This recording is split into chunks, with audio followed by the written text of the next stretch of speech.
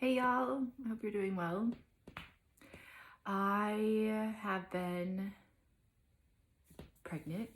You can't see in this picture, but obviously. And and if you're here, you probably know that anyway. But I've been going over my old journals and notebooks and binders and things from my first pregnancy to because it's been over almost 4 years now. Yeah. Wow, that's so crazy. 4 years. Never said that out loud. But so it's been 4 years, and not that I'm like the second time around was so crazily just different. Like the first time my brain was so focused on birth and like labor and getting through that like it just completely, like I couldn't fathom what that would be like, so I couldn't move past that and to prepare for motherhood. And I had a really, excuse my cats, crazies, I had a really beautiful birth. First and foremost, I really did. It was at the hospital. But it wasn't, I had learned a lot. I learned so much before my pregnancy and birth to my son that, and like gained so much passion and just real drive to like teach other women about birth, and that birth is not and does not have to be this very medical hospital-based event. Like our bodies naturally just know exactly what to do. And anyway, so it was really after I gave birth that I had found myself really struggling with motherhood, with my emotions, with my mental health. And I started really diving deep into how to connect with and support my experience going forward. And that's when I really stumbled into a lot of the more spiritual sides of birth that, well, I had tried to pull in some of those things to my first birth, just because it's something like religion and spiritual practices are things that are really, really near and dear to me. I enjoy them and I enjoy learning about them. So I did pull in some for my first birth, but this birth, I've always kind of known that it was going to be a home birth. So, but I also, as part of it being a home birth, it allows me to have this really more free spiritual experience that it wouldn't be quite so possible to have in the hospital. And this is in no way to say you can't have this experience in the hospital. I did experience many of these things I'm going to be sharing, but a lot of the things are interrupted. A lot of the processes, a lot of the interruption in general is what happens in the hospital. Yeah, so before I chit-chat your ear off, we're going, if you see me looking at my notes often, pregnancy brain, it really kicked in this last week where I'm like walking into rooms and like, why did I come in here? What did I need? Or like I currently am working outside of this kind of passion work that I do. And I'm like, I find myself like, what are they talking about? What did they say? So I have my notes here. I will link the primary website that I'm referencing in a lot of this, but there's also several books that I've been kind of pulling from as I formulate this really spiritual birth plan for myself. And I really truly believe that first and foremost, one thing to kind of get us all on the same page here before we really dive in, this material and my belief is that babies are able to maybe not consciously remember, but their experiences and memories, they have memories of being born, of being within the womb. You can do different like meditations, past life, kind of like hypnosis. Sorry. You can do different practices to go back to that time, to remember that. So And there's also been there's been a study done where they actually like scientifically tested and did the whole scientific process. And I'd be happy to share that with anyone as well. But the babies, people, humans are remembering more of their birth, of their time in utero, of their infancy, than we really give credit for. And it's really pretty recent that we started treating babies as little humans and people themselves that like had emotion and had feelings, even that they had pain receptors, that they could feel pain. That's all fairly recent if we're considering, you know, I guess fairly recent modern medicine practices. But you know, it's been a while since we've treated babies with some sort of decency. And I believe a lot of that came, you know, when we switched to the hospital. And babies all of a sudden were being delivered. You know, it was our grandparents' time where the woman was completely like made unconscious, and they would use different hormones and things and deliver the baby while she was asleep. She would just wake up and there would be a baby. Like, that was my grandma's experience. That was common for hospital births in that time. So babies were being delivered. They were being forced to come out when it worked well for us, worked well for the doctor. Imagine how it would just feel for yourself to be, you know, you're just kind of like show up somewhere, you're dropped off and you're there. Cool. You know, like people are happy to see you. But they knew you were coming, so it wasn't like, you know, like anything special or like, you know, it's just like, oh, hey, you made it. Cool. Let's go. Compared to an experience where you're received, where you are just worked for and welcomed with so much love, and something that we as women, I think, really struggle with, even just wrapping our heads around, is receiving love and care and, you know, the same energy we put out to be poured back into us. So to kind of set the foundation here, a lot of this is on the basis that babies, infants have memory, have more consciousness and intelligence than we give them credit for. They just maybe can't communicate it, but they're absorbing everything.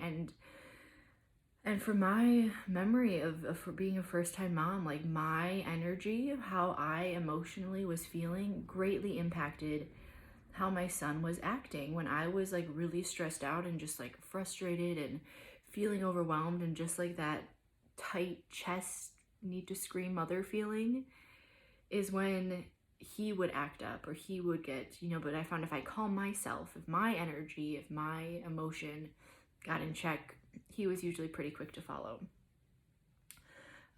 As just an example of really how sensitive our kids are, and that we often just miss the subtleties of these connections between them and us. We truly are one mother baby, one entity for quite a while after birth.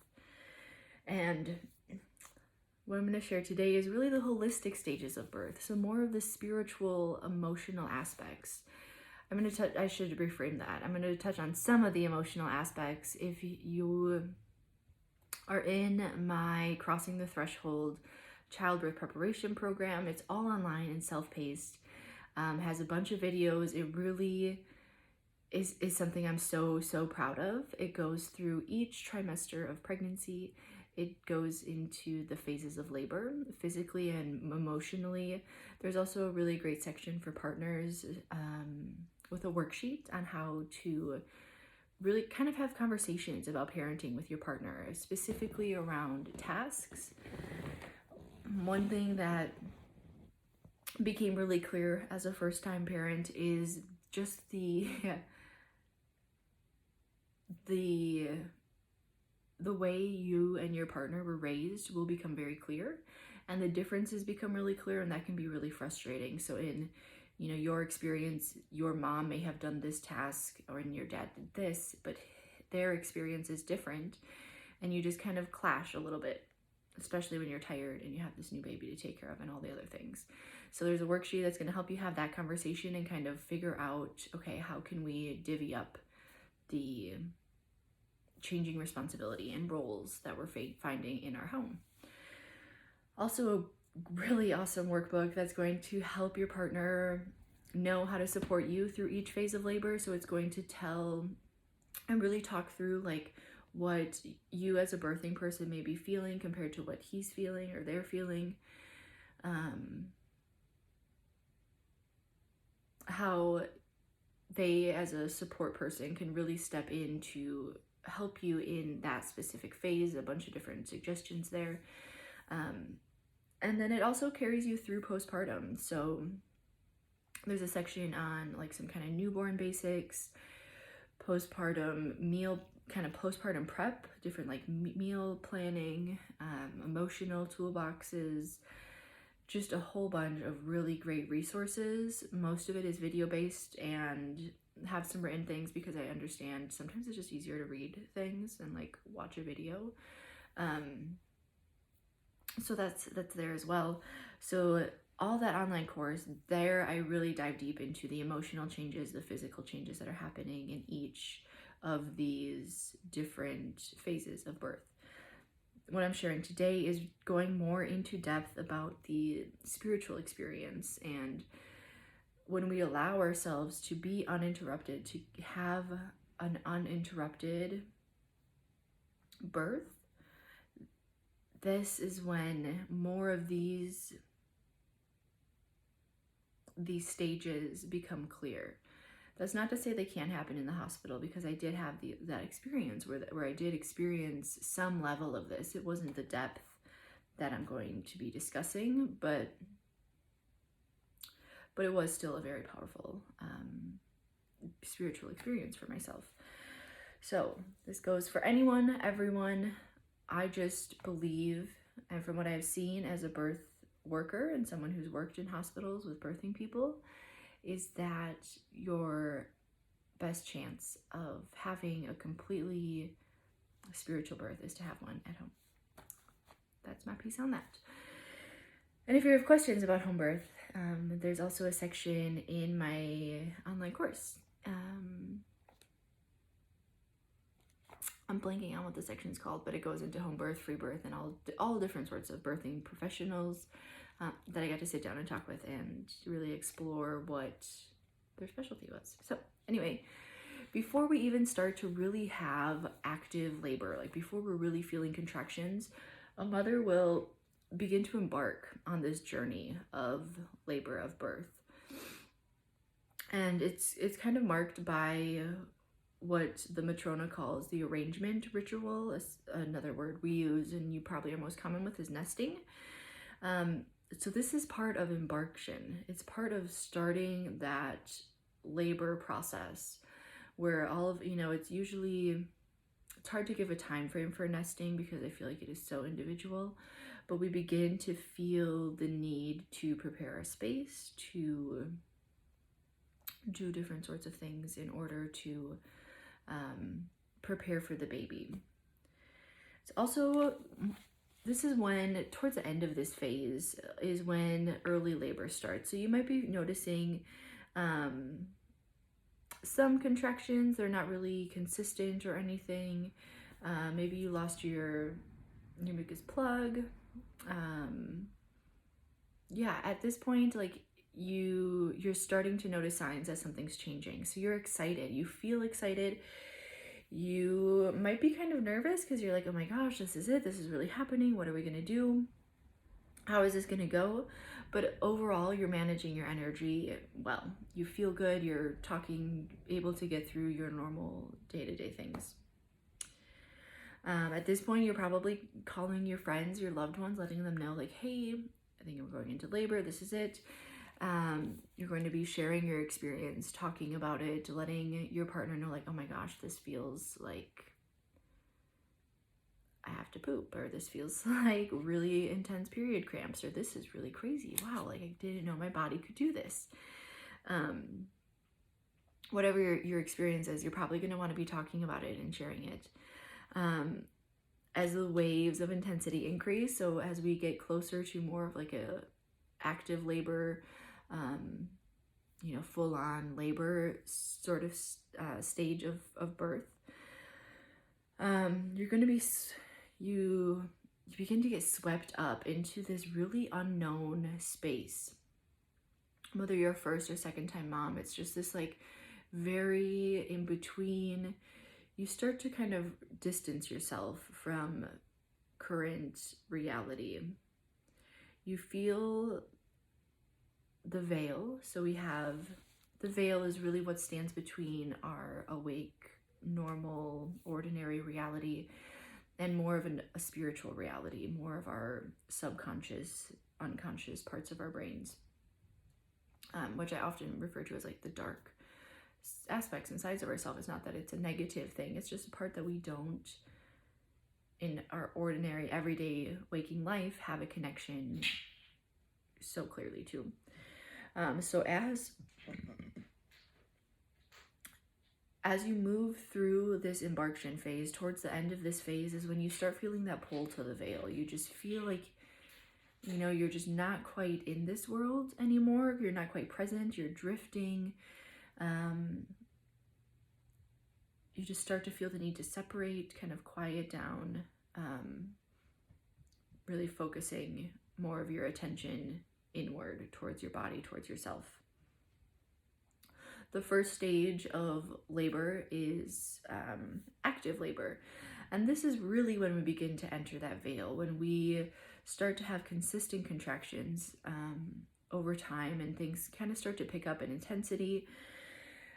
This is a point where the mother needs to go it alone. And that's not to say like ignore her and her needs or just like put her in a corner. But this is where if you allow yourself that surrender in this really magical moment, you drop away from ordinary reality. You drop inward to your center, because and it's really incredible, like just how naturally we're pulled inward during active labor. Like our contractions just become so intense. And it's not even the intensity of those contractions, but it's just a very spiritual shift that happens where our energy, all of our attention, it becomes focused inwards. We don't care what's going on in the outside world. Although, with that said, this sort of birth happens best when it's uninterrupted, when it's undisturbed and unobserved. So while we don't want to leave her alone, we also don't want her to feel alone. So partners, this is a great time to just, be there, be in her space, in her peripheral, but maybe not be there, like on her, or everyone is going to be different. So like really having some sort of communication. Don't expect her in this phase to respond verbally. Nods, like yes or no questions are going to be great. But this is when you start to change into more of a deep altered state, kind of a deep,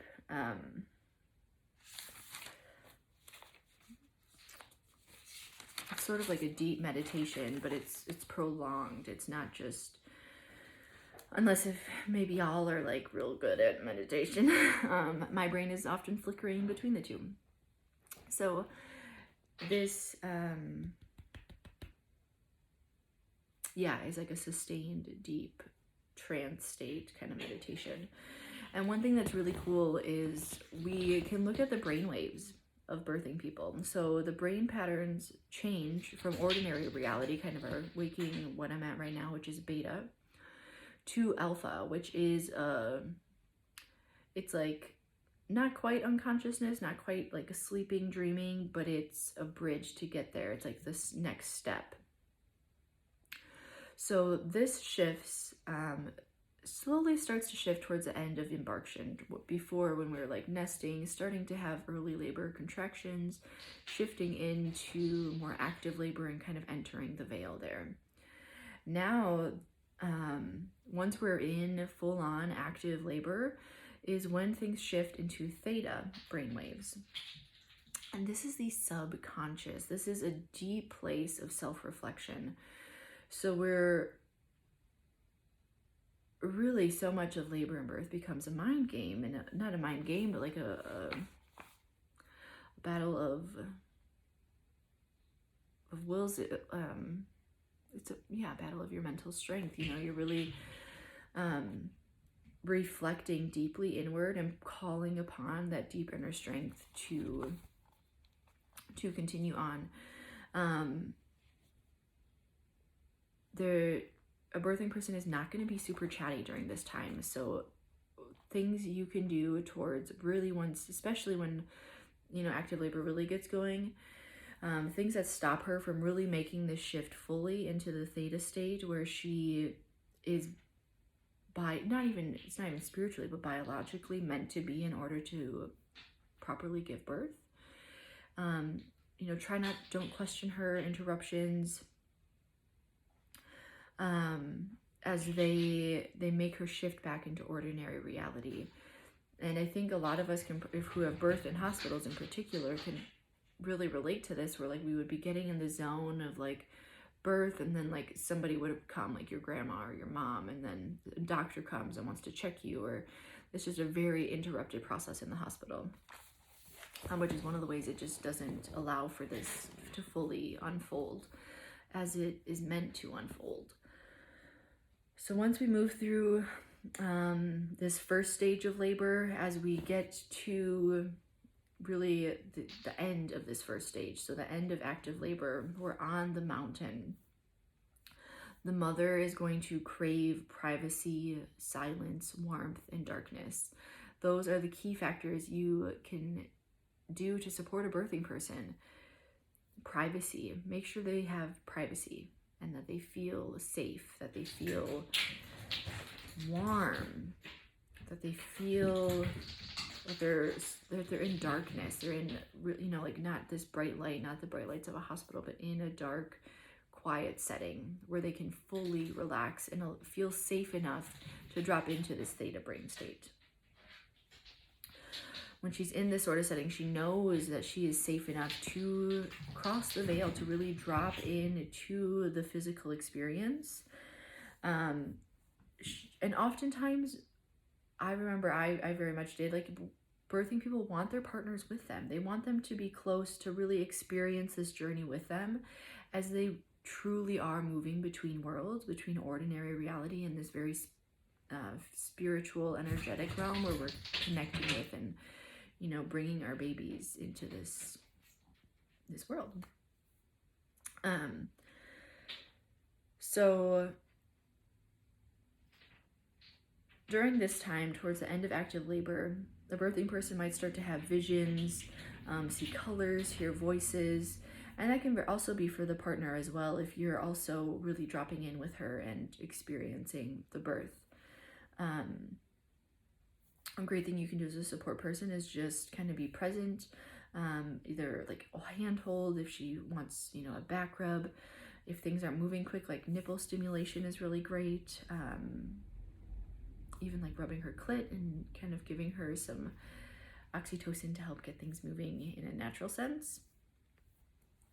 So when we're in this trance state, when we're in between these worlds, we have access to this extremely powerful mystical state of transformation that is, I don't want to say it's not accessible elsewhere, but during birth is particularly potent, as we're rebirthing ourselves and rebirthing new life. In this state, we often find new truths or perspectives that really forever alter our consciousness. So when we connect and have these clear messages come through, when we're allowed to drop in, the information that's coming in is often how to serve our children that are being born, how they need to be parented. We're gaining wisdom and insight for shifts that we need to make in ourselves in order to be the best parent that we can be. As we're moving towards the end of active labor, we're moving again so we were just in the theta, the subconscious, kind of this dark aspect where we yeah, the subconscious, just what it is. We're shifting from a theta subconscious state to delta, which is actually unconscious. So the mother, she's still gonna be upright, moving with labor, but now it's hard. Labor is getting hard. She doesn't need words as much as she just needs presence. She just wants somebody there, to know that somebody's there in this with her, watching her, not distracted by other things, but in this moment with her. At this point, she's also kind of found her rhythm. Coping is not lost. And this is, again, completely individual. Whatever rhythm you find is what is going to be best for you and just how it is. I know for me, it was just every contraction, like I just had a certain breathing pattern that I was doing, and it was, oh boy, is all I kept saying, oh boy, oh boy, oh boy, and breathing. But yeah, this is also not a phase to make any assumptions. Privacy is the most important, so making sure we don't have a lot of interruptions happening, and really as a support person, protecting and providing just this very safe, comfortable space for the mother to give birth. The end of the first stage, we reach transition. So this is the summoning, when mother really becomes aware. She is nearing the peak. This is when most women have that breakdown where they're like, I don't think I can do this. But this is also the point that you came here for. This is accessing the new spirit. This is what you've been working for. This is the end. This is the worst part. It's not going to get any worse. You made it. And she really needs to summon up all of her energy, all of her reserves, call upon her ancestors, her support people that are present. And it shifts from,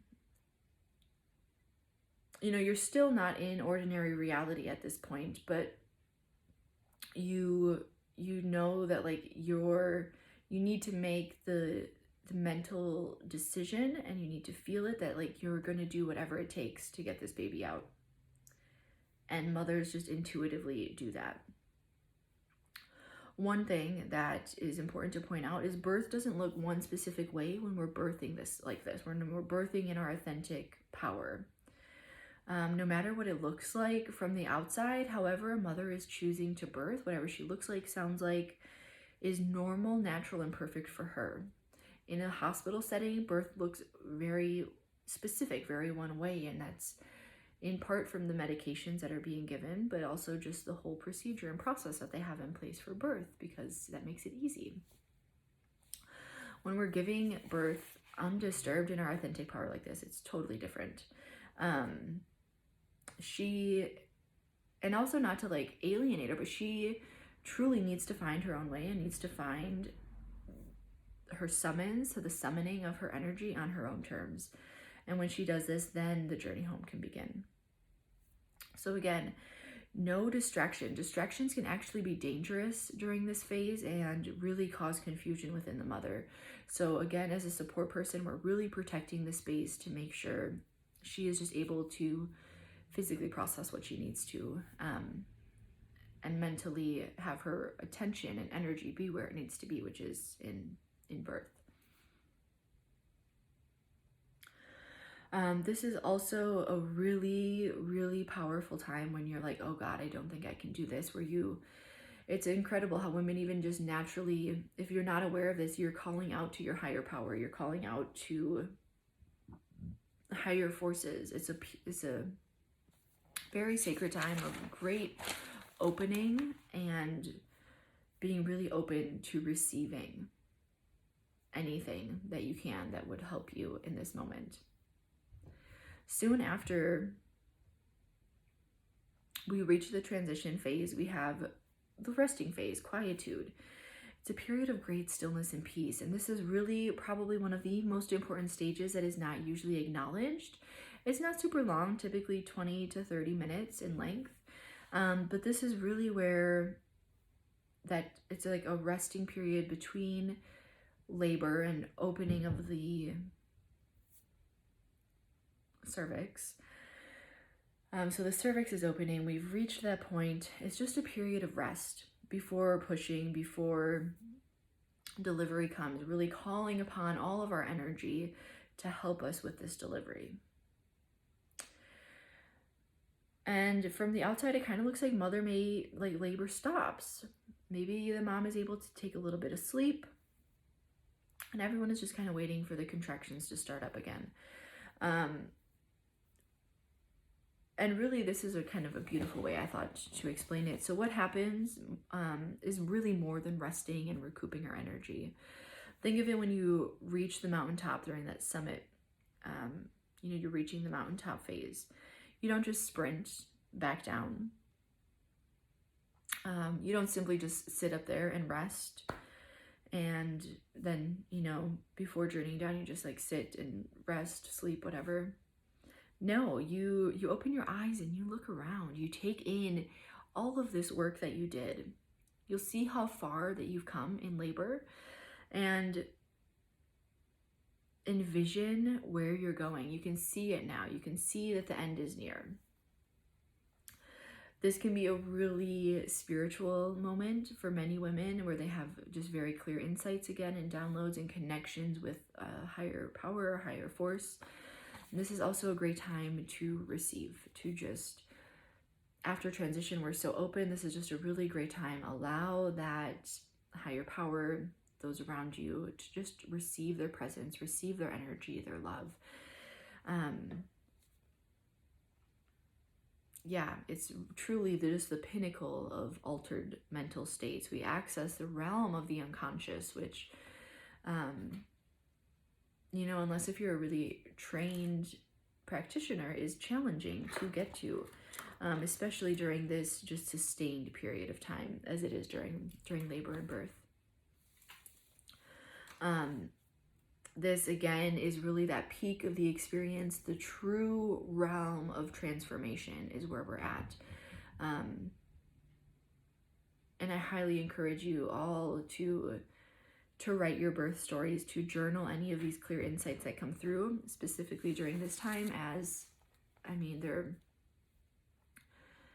like I said, it's just challenging to reach these and have these sort of spiritual experiences on a normal day-to-day basis. Birth really allows us this incredible opportunity to explore that part of ourselves.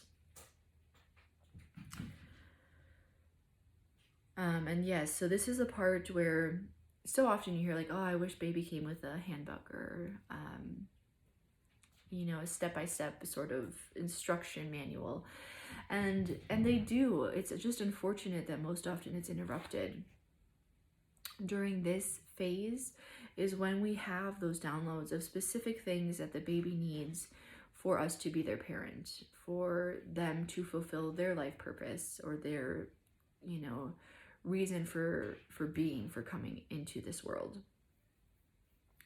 So once she's gathered this information, that's when the contractions start again. That's when she's ready to continue to give birth. And this is where we hit the breakers, which is actually the second stage of labor. And I'm going to pause this here and I'm going to start a second video that will go into the breakers.